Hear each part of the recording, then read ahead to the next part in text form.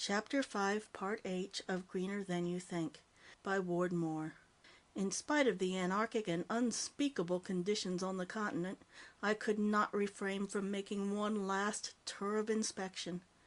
The thought of flooded mines, pillaged factories, and gutted mills was more than I could bear. The stocks of oil in England were running short, but I commanded enough to fill my great transport plane. We flew low, over roads crawling with humanity as a sick animal crawls with vermin. Some cities were empty, obscenely bereft of population. Others choked with wanderers. The Ruhr was a valley filled with the dead, with men tearing each other's throats in a frenzy of hunger, with the unburied and the soon-to-be-buried sleeping side by side through restless nights. Not a building was still whole. What had not been torn down in pointless rage had been razed by reasonless arson. Not one brick of the great open hearths had been left in place. Not one girder of the great sheds remained erect. The Saar was in little better case, and the mines of Alsace were useless for the next quarter century. The industrial district around Paris had been leveled to the ground by the mobs, and Belgium looked as it had after the worst devastation of war. I had expected to find a shambles, but my utmost anticipations were exceeded. I could bring myself to look upon no more, and my pilot informing me that our gas was low, I ordered him to return. We were in sight of the Channel, not far from Calais, when both starboard engines developed trouble simultaneously, and my pilot headed for a landing field below. "What are you about, you fool?" I shouted at him. "Gas line fouled. I think I can fix it in a few minutes, Mr. Weener."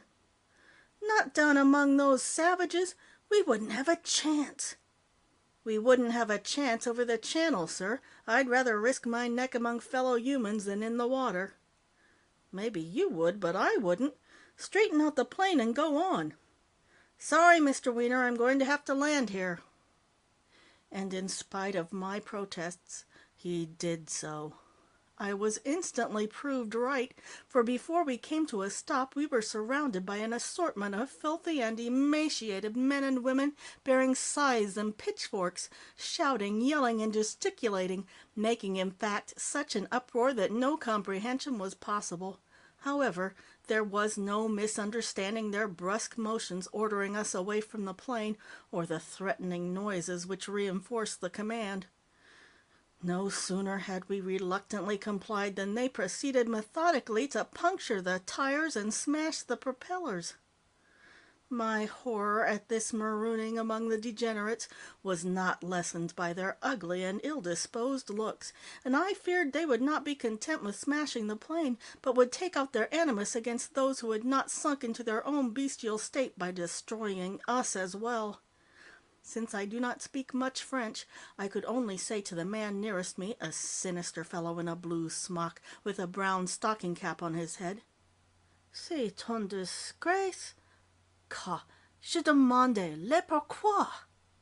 He looked at me for a baffled moment before calling, "Jean, Jean." Jean was even more ill-favored, having a scar across his mouth, which gave him an artificial hare-lip. However, he spoke English of a kind. "Your airship has been confiscated, citizen." "What the devil do you mean? That plane is my personal property." "There is no personal property in the Republic, one and indivisible," replied John. "Be thankful your life is spared, citizen Englishman, and go without further argumentations."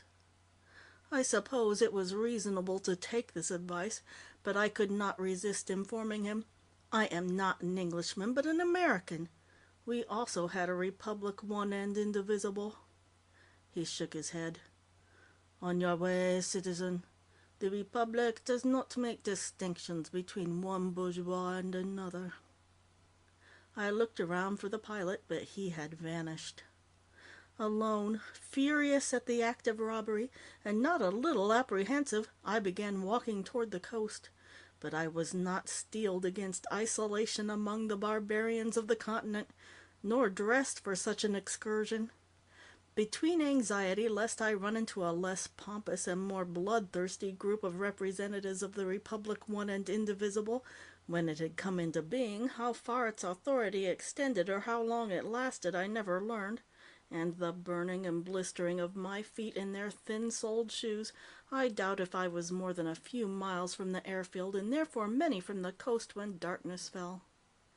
I kept on, tired, anxious, hungry, in no better plight than thousands of other wretches who at the same moment were heading the same way, under identical conditions. The only advantage of traveling by night was the removal of my fear of the intentions of men, but nature made up for this by putting her own obstacles in my way. The hedgerows, which had been allowed to grow wild, the unrepaired roadways, sunken and marked by deep holes and ruts, and 100 other pitfalls made my progress agonizingly slow. As the moon rose, I had a sudden feeling of being near water, and coming out from a thicket, I was confirmed in this by seeing the light break into ripples on an uneven surface. But tragically, it was not the channel I had come upon, merely a river, too wide to cross, which, though it undoubtedly led to my goal, would increase the length of my journey by many miles. I'm afraid I gave way to a quite unmanly weakness as I threw myself upon the hard ground and thought of my miserable fate. I may have lain there for 10 minutes or 20. The moon went behind a cloud, the air grew chilly. I was nerving myself to get up and resume my journey, though to what purpose I could not conceive, for I would be little better off on a Norman beach than inland, when a timid hand was put upon my shoulder and someone said questioningly, "Angleterre?" I sprang up. "England? Oh, yes, England. Can you help me get there?" The moon stayed covered, and I could not see his face in the dark. "England," he said. "Yes, I'll take you." I followed him to a little backwater where was beached a rowboat. Even by feel, in the blackness, it seemed to me a very small and frail craft to chance the voyage across the choppy sea, but I had no choice. I seated myself in the stern, while he took the oars, cast off, and rowed us down the river toward the estuary. I decided he must be one of that company of smugglers who were ferrying refugees into Britain despite the strictest watch. No doubt he thinks to make a pretty penny for tonight's work, I thought, but no Coast Guard would turn back Albert Weener. I would pay him well for his help, but he could not blackmail me for fabulous ransom. Still the moon did not come out. My eyes, accustoming themselves to the dark, vaguely discerned the shape opposite me, and I saw he was a short man, but beyond this I could not distinguish his features. The river broadened, the air became salty, the wind rose, and soon the little boat was bobbing up and down in a manner to give discomfort to my stomach. The water, building terraces and battlements, reflected enough light to impress me with the diminutiveness of the boat, set in the vastness on which it floated. Behind us, the French coast was a looming mass, then a thick blob, finally a thin blur hardly perceptible to strained eyes. I was thoroughly seasick, retching and vomiting over the narrow freeboard.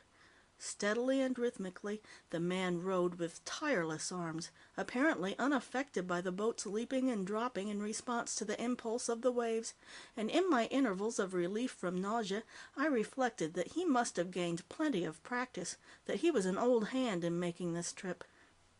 It was a peculiar way to gain wealth, I thought, caught in another spasm of sickness, enriching oneself on the misery of others. I vomited and dozed, dozed and vomited. The night was endless, the wind was bitter. What riches, I wondered, could compensate a man for such hardships? By the time the wanderers got to the channel, they could not very well have much left, and unless my smuggler were gifted with second sight, he could not know, judging by the way he had accosted me, whether he was carrying a man who could pay £10, £100, or £500 for the accommodation. Well, I philosophized, it takes all kinds to make a world, And who am I to say this illicit trafficker isn't doing as much good in his way as I in mine? I don't know when my nausea finally left me, unless it was after nothing whatever remained in my stomach. I sat limp and cold, conscious only of the erratic bobbing of the little vessel and the ceaseless rhythm of the oars. At last, unbelievably, the sky turned from black to gray. I could not believe it anything but an optical illusion in the endless night, and I strained to dissipate whatever biliousness was affecting my vision. But it was dawn, sure enough, and soon it revealed the pettish, wallowing channel and the fragile outline of our boat, even tinier than I had conceived. I shuddered with more than cold. Had I known what a cockle-shell it was, I might have paused before trusting my life so readily to it. Line by line, the increasing light drew the countenance of my guide. At first he was nothing but a shape, well muffled, with some kind of flat cap upon his head. A little more light revealed a glittering eye. More, a great hooked nose with wide nostrils.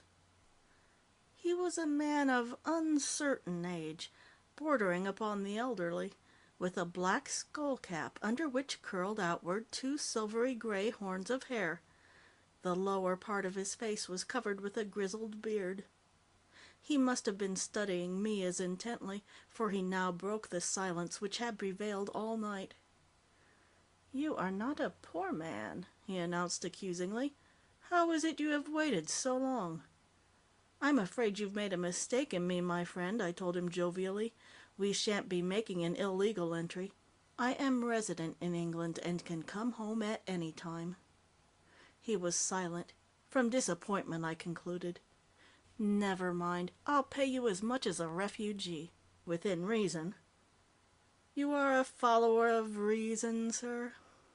I tried hard to make out more of his still obscured face, for there was a note of irony in his voice. "I believe we'd all be better off if everyone were to accept things philosophically. Responsible people will find a way to end our troubles eventually, and in the meantime, madness and violence," I waved my hand to the French coast behind, "don't help at all." "Ah," he said, without pausing in his rowing. "Men alone, then, will solve man's problem." "Who else?" Who else, indeed? The smuggler's answer, or confirmation, or whatever the equivocal echo was, irritated me. "You think our problems can be solved from the outside?" He managed to shrug his shoulders without breaking the rhythm of his arms. "Perhaps my English is unequal to understanding what you mean by outside. All the forces I know are represented within." I was baffled, and switched the subject to more immediate themes. "Are we about halfway, do you think?" The light now exposed him fully. His hands were small, and I doubted if the arms extending from them were muscular, but he radiated an air of great vitality. His face was lined, his eyes fierce under outthrust eyebrows, his lips, where the crisp waves of his beard permitted them to show, stern, but his whole demeanor was not unkindly. "It is easy to measure how far we have come, but who can say how far we have to go?" This metaphysical double-talk annoyed me. "I don't know what is happening to people," I said. "Either they act like those over there," I gestured toward the Republic, one and indivisible, "or else they become mystics." "You find questions without immediate answers mystical, sir?" "I like my questions to be susceptible to an answer of some kind." "You are a man of thought." It amused me to speak intimately to this stranger. I have lived inside myself a great many years. Naturally, my mind has not been idle all the while. "You have not married?" "I never had the time." "Ah." He rowed quietly for some moments. "Never had the time," he repeated thoughtfully. "You think marriage is important?" "A man without children disowns his parents." Sounds like a proverb. It is not, just an observation. I suppose since you have not had the time to marry, you have devoted your life to good works. I have given employment to many and help to the pauperized. It is commanded to be charitable. I have given millions of dollars, hundreds of thousands of pounds, to philanthropies. Anonymously, of course. You must be a godly man, sir. I am an agnostic. I do not know if there is such a thing. He shook his head. Beneath us there are fish who do not know it is the sea in which they swim. Above us there are birds unaware of the reaches of the sky. The fish have no conception of sky. The birds know nothing of the deep. They are agnostics also. Well, it doesn't seem to do them any harm. Fishes continue to spawn and birds to nest without the benefits of esoteric knowledge. Exactly. Fish remain fish in happy ignorance. Doubt does not cause a bird to falter in its flight. The sun was pushed into the air from the waters as a ball is pushed by the thumb and forefinger. The chalk cliffs were outlined ahead of me, and I calculated we had little more than an hour to go. "You have chosen a strange way of earning a living, my friend," I ventured at last. "Upon some is laid the yoke of the law. Others depend upon the sun for light," he said. "Perhaps, like yourself, I have committed some great sin, and am expiating it in this manner." "I don't know what you mean. I am conscious of no sin, if I understand the meaning of the theological term." "We have trespassed," he murmured dreamily. "We have been faithless. We have robbed. We have spoken basely. We have committed iniquity. We have wrought unrighteousness. Since the rational world discarded the superstitions of religion half a century ago," I said, "we have learned that good and evil are relative terms, without meaning, actually." For the first time, he suspended his oars, and the boat wallowed crazily. "Excuse me," he resumed his exertions. "Good is evil sometimes, and evil is good upon occasion?" "It depends on circumstances and the point of view. What is beneficial at one time and place may be detrimental under other circumstances." "Ah, green is green today, but it was yellow yesterday and will be blue tomorrow." Even such an exaggeration could be defended. However, that was not my meaning. "We have wrought unrighteousness, we have been presumptuous, we have done violence, we have forged lies, we have counseled evil, we have lied, we have scoffed, we have revolted, we have blasphemed, we have been rebellious, we have acted perversely, we have transgressed, we have persecuted." "Perhaps you have," I interrupted with some asperity, "but I don't belong in that category. Far from persecuting, I have always believed in tolerance. Live and let live, I always say. People can't help the color of their skins or the race they were born into. And if they could, they would naturally choose to be white North European Gentiles. Why should anyone voluntarily embrace a status of inconvenience? Why, indeed?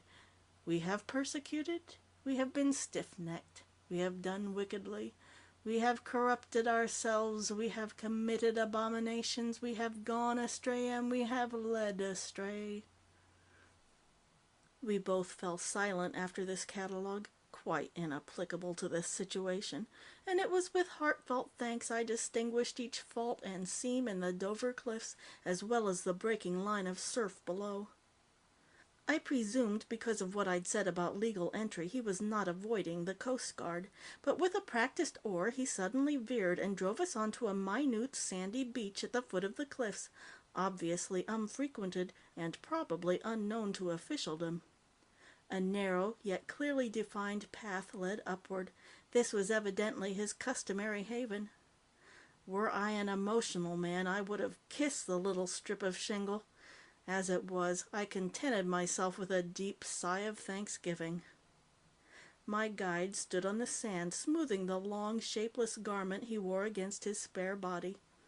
He had taken a small book from his pocket and was mumbling some unintelligible words aloud. I was struck again by the nervous vigor of the man, which had given him the strength to row all night against a harsh sea, and presumably would generate the energy necessary for the return trip. I pulled out my wallet and extracted 2 100-pound banknotes. No one could say Albert Weener didn't reward service handsomely. "Here you are, my friend," I said, "and thank you." "I accept your thanks." He bowed slightly, putting his hands behind him and moving toward his boat. Perversely, since he seemed bent on rejecting my reward, I became anxious to press it upon him. "Don't be foolish," I argued. "This is a perilous game, this running in of refugees. You can't do it for pleasure. It is a work of charity." I don't know how this shabby fellow conceived charity, but I had never understood that virtue to conflict with the law. "You mean you ferry all these strays for nothing?" "My payment is predetermined and exact."